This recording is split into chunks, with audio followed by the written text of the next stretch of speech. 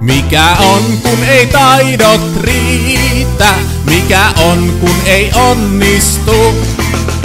Onko niin ettei niitä voi sieltä, mihin koskaan ei kylvetty?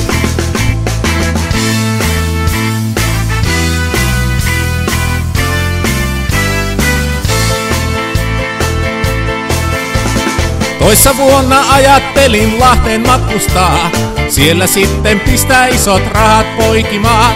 Ideahan toiminut ei alun perinkään, ja toteutus jäi kesken kun jäin muuta miettimään.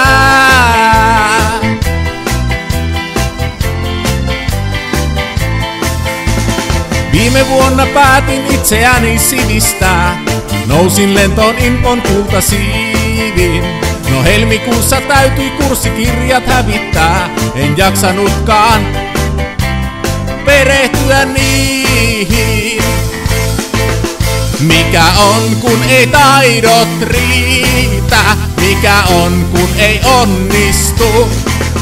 Onko niin ettei niitä voi sieltä, mihin koskaan ei kylvetty?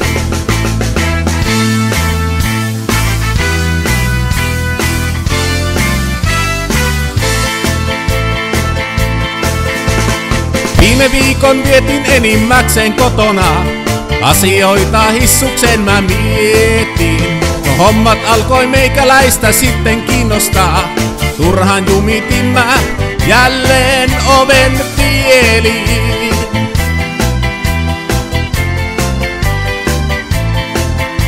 Jos kehittymään ihmistä ei suunniteltukaan, ja edistys on sanan helinää, niin silloin liityt meihin, otat kaiken rennommin, et miettimään näitä enää jää.